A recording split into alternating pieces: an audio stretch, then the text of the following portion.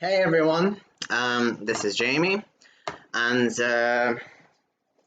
probably my dog is gonna pester me, but that's not the point.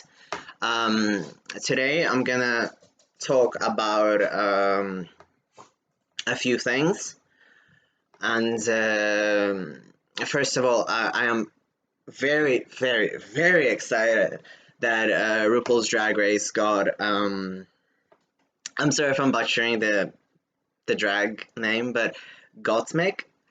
And the fact that there are a gay trans guy on RuPaul's Drag Race is just amazing. And I dyed my nails, so I'm trying not to touch things. Anyway, so I literally like started sobbing once I found out, and same for my friend, um, who is a trans guy and also a drag queen. So we're just like sobbing. So And in general, I always wondered if I want to be a drag queen, but I'm not exactly a performer, and I do prefer to like take photos or focus more on my makeup. So it was never a thing I ever wanted to do, but I've thought of because you kind of uh, get pushed into the stereotype that makeup is feminine and it's like a female sort of thing.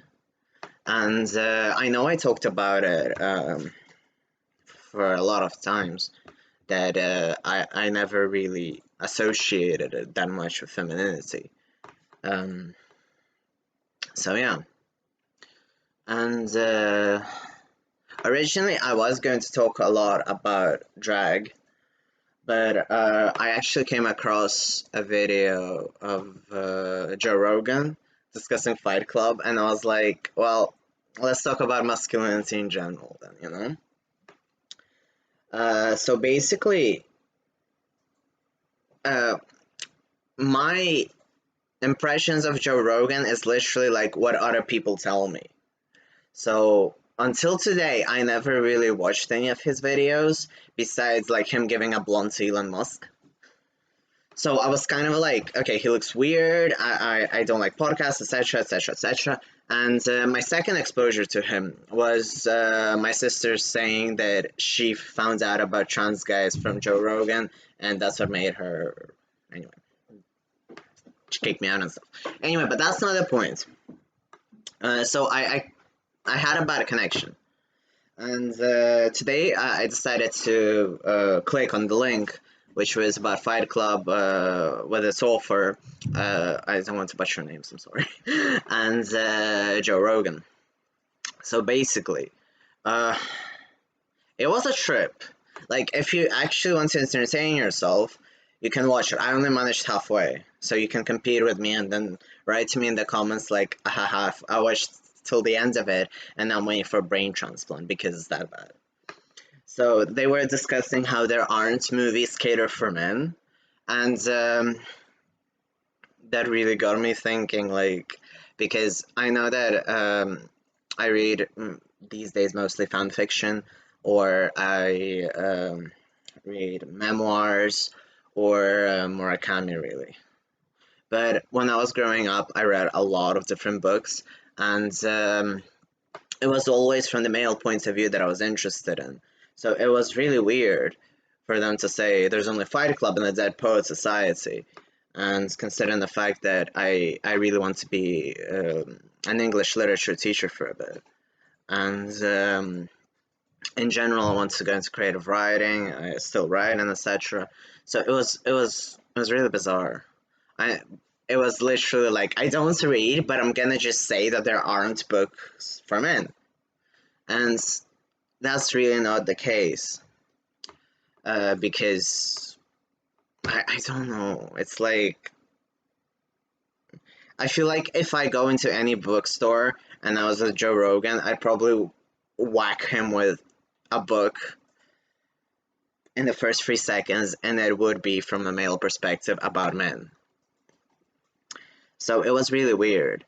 And even if we look at the aspect of Fight Club, because I was thinking, okay, maybe I'm being too critical because I'm looking at mostly gay books, even though Murakami doesn't have a gay gaze. But like Mishima or Haruo Murakami had a bisexual character, so in his first novel, which I read. So I was like, okay, and then it dawns on me, Fight Club is still written by a gay guy, so it doesn't make sense. And the more years pass, the more I see. Um, well, first of all, I tried the book a bit, and it never appealed to me, so I never really tried it. And I never got appeal of the offer either. So I always like had reviews from friends who would be like, "No, not my thing," or they would describe how they would enjoy it, and I'd be like, "Yeah, not my thing." But I do enjoy the movie deeply and greatly, and the funny thing was, it was one of the movies I actually studied for English. I know I'm ancient, but whatever. And it really opened my eyes because everyone kind of goes around like, oh yeah, Tyler Durden is great, whatever. And people really miss that point. And that got me thinking into obviously movies, books, and etc. They're like performance art or art in general. Everyone will see it from their own eyes and capture what they see. Um, so yeah, it's really interesting what people take from Fight Club, and because of that, I didn't want to study the movie.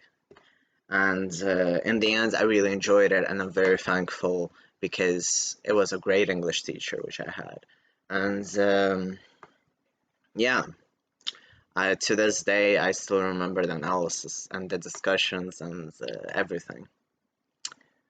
Um, so yeah, about masculinity, I also kind of, I can't say I have crises, but I do ask myself because I used to volunteer a lot, and now I try to first stray away from trans topics because I don't want to be like a trans YouTuber per se, but I am in general because I understand that my perspective can help other people, even if it's just one person, it's still good. And I really kind of go into life with that motto. If I'm hooking up with a grinder guy, even if I don't want to hook up after talking, I will make sure to talk and answer any questions they have about trans people because people, um, when they see me, they kind of, first of all, I know that every trans person thinks that they don't pass, but yeah, sometimes I still get kind of like a shock that, okay, I passed, okay. Um, so for them, it's also kind of like a shock that I'm that cis passing and not the image they get. And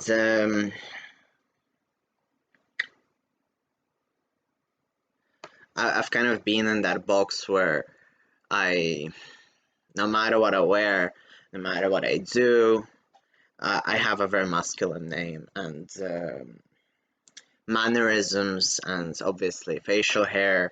So a lot of things, I guess, point out, but regardless, sometimes you can analyze and you'll never find out what exactly makes you not pass.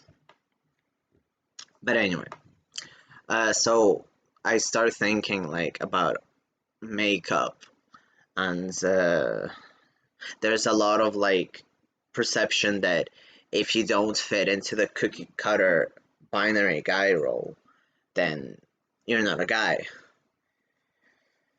And that's a really big issue because it starts messing with everyone's really head really.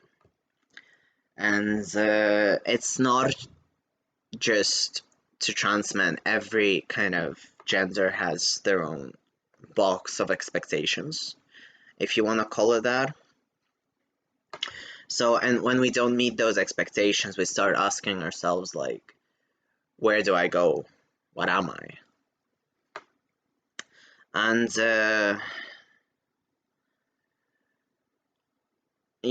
and I know in my case, for instance, the fact that I am this far into transition and I've had enough time to accept myself.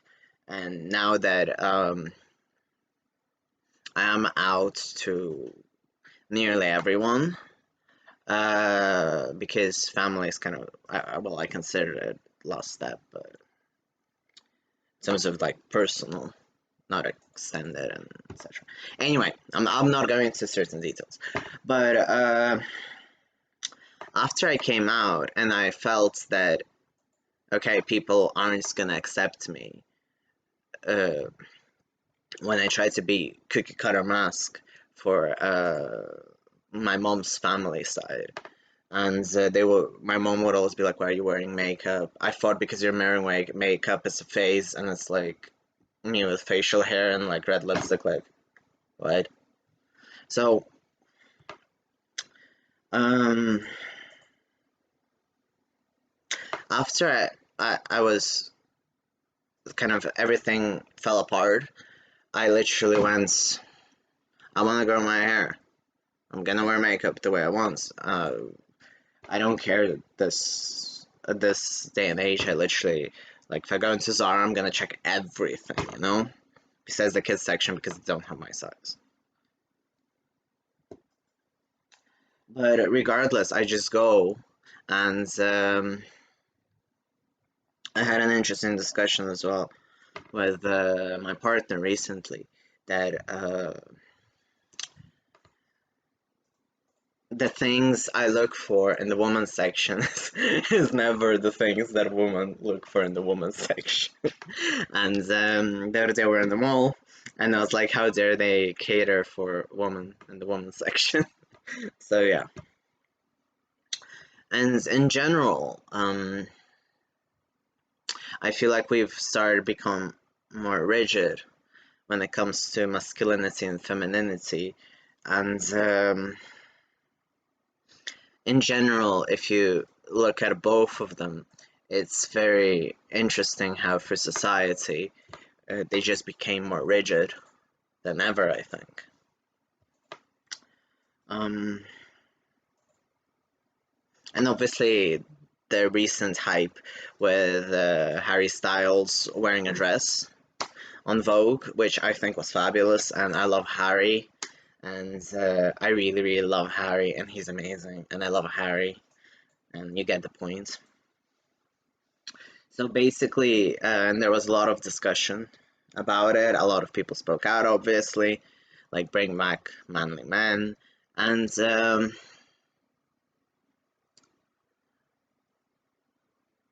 I guess maybe because I'm gay, but to me, obviously, the most masculine thing is liking another guy, and the most masculine things, even in a hyperbole, are always gay as well. So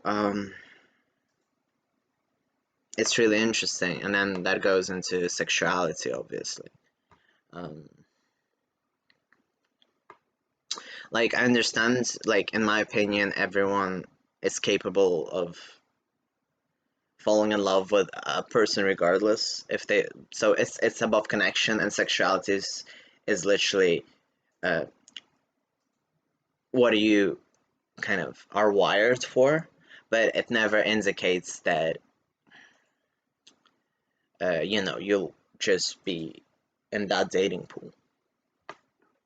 So yeah, and I feel like now as years progress, people are experimenting more, which is good, and at the same time, people remain rigid or they make a statement um, by being terse.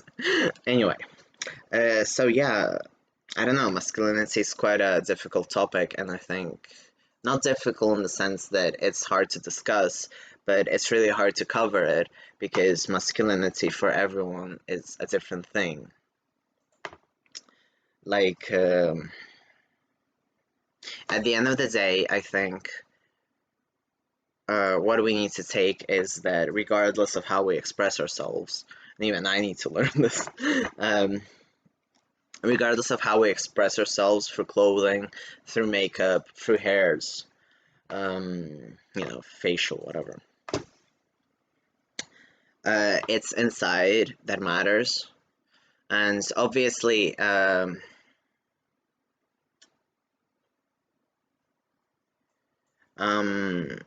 like when you get assessed if you're trans or not, like life letters are also really important in my opinion, because you talk about your dysphoria throughout your life, and you don't have to say like specific things that made you more confused. You have to point out the differences for everyone else to understand. And sometimes you even have to reread that to remind yourself. And in general, there's kind of a lot of discussion what's masculine, what's feminine, and you really need to think, what is it to you? How do you want to identify? How you feel when you come into these considerations. So yeah, and I think no one should ever limit you, and you should be yourself. Like, it doesn't matter how minimal or maximal, whatever maximum is it. And so when people try to do cookie cutter things, at the end of the day, we need to see that it's from their eyes and their perspective of the world. Like Joe Rogan not reading books. Seriously. So, on this note, I wanted to reach 20 minutes because I felt like it, but I'm not. And I wanted to thank everyone for dropping comments, and I know I will reply.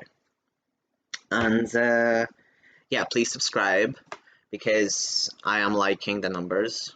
So yeah. And soon enough we'll have Christmas, New Year, and etc.